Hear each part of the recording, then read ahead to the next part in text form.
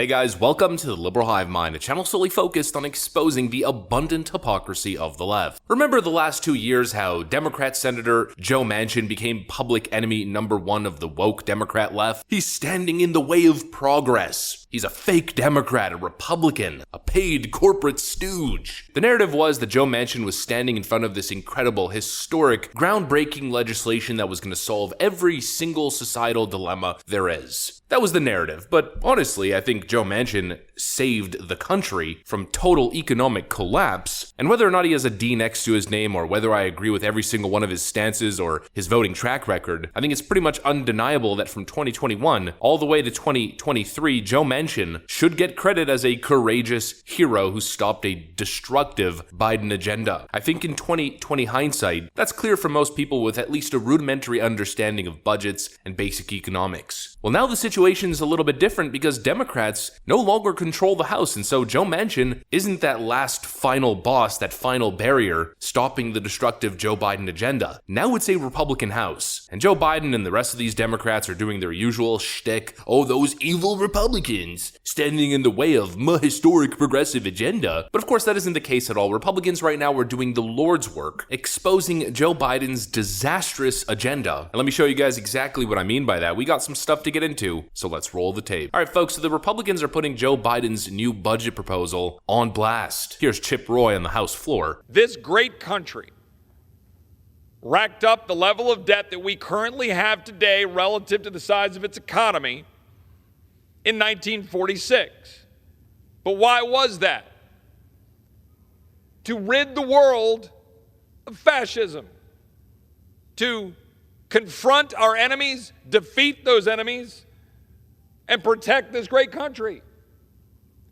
And then we embarked for 50 years and grew ourselves to the point to be able to balance the budget by 2000 with strong economic growth. It took that much time. And here we sit today in 2023 with $32 trillion of debt, sitting at the president's own admission of 60 basis points economic growth this year. He wants his grand solution to be, oh, we'll just rack up $17 trillion more debt in the next decade because I'm going to save $3 trillion by taxing the American people and regulating the American people. It doesn't work.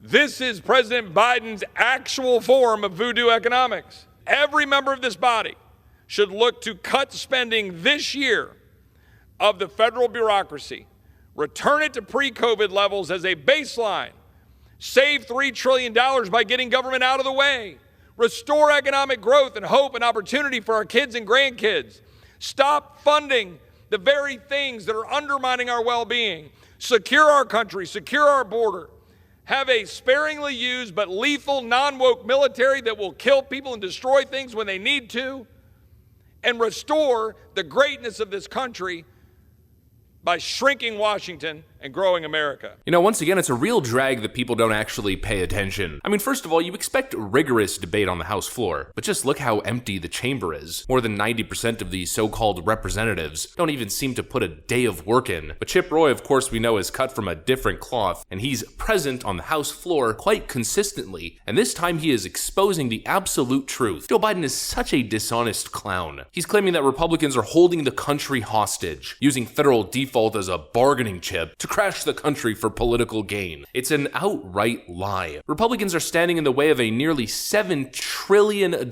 budget proposal. Joe Biden keeps claiming that he's reducing the deficit. He hasn't reduced squat. Steve Moore puts it into perspective. And don't forget, Biden in his first 2 years in office has already increased the debt over that 10-year period by about $7 trillion.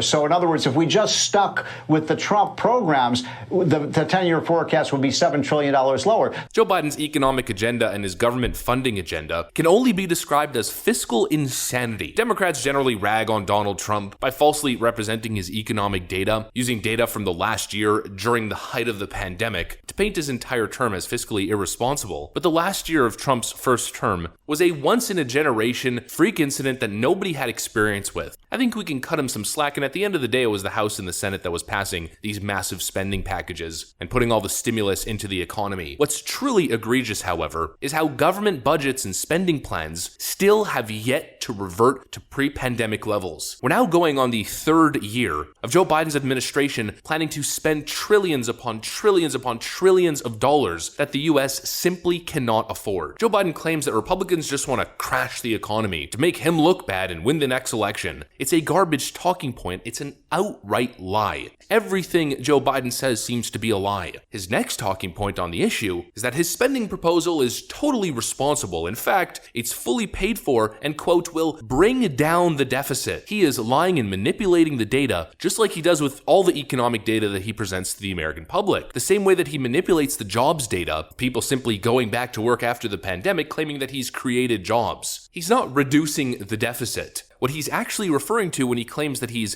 going to reduce the deficit over the next 10 years by $3 trillion is incredibly dishonest and manipulative. The Congressional Budget Office has released many studies on this issue, and they're predicting that U.S. national debt by 2033 is going to be near $50 trillion.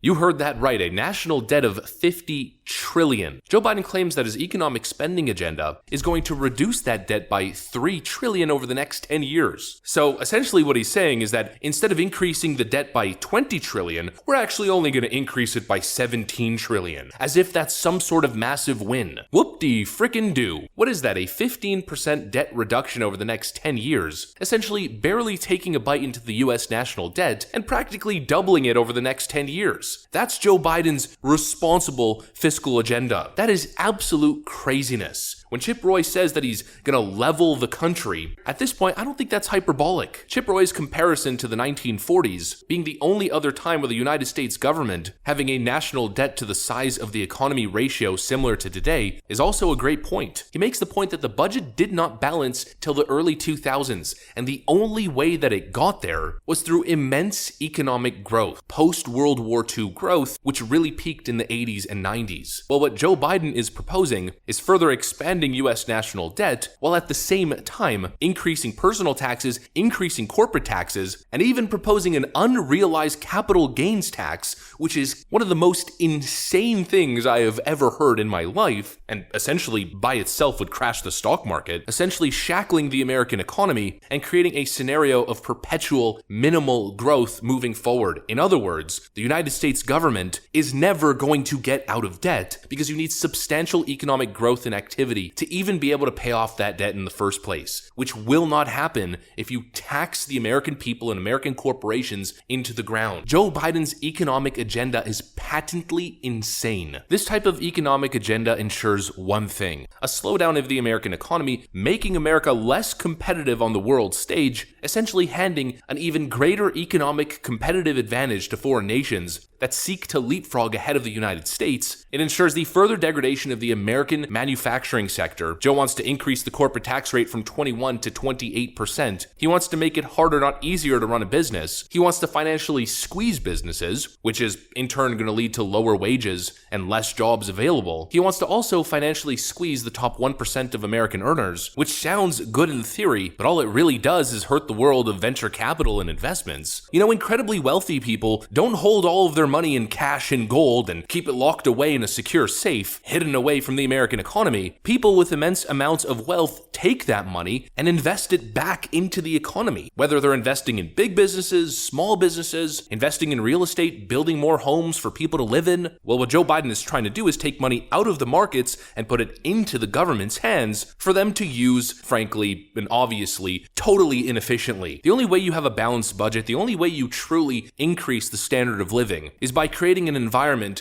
where you have a roaring economy. It's not a coincidence that over the last however many decades, as the size of government grows, standard of living continues to stagnate, and frankly, it's most likely going to get worse going forward. There is too much regulation and tax burden on the American people and American corporations, and it's no wonder that wages are lagging behind and the next generation can't afford to buy a frickin' house. Joe Biden's new economic proposals are set to make all of these problems a whole lot worse, and worst case scenario, bring on a total collapse of the American economy, sparking the end of the American dream as we know it if it's not already dead. Like I've been calling it for the last 2 years and 3 months. Absolute fiscal insanity. Republicans like Chip Roy aren't greedy capitalists who don't care about poor people. Republicans like Chip Roy are heroes trying to slow the boat down, trying to bring the boat to a stop before it's too late and it flies over a deadly waterfall. That's what I got for you guys though. Hopefully you enjoyed the video. Thanks for watching, and I'll see you on the next one.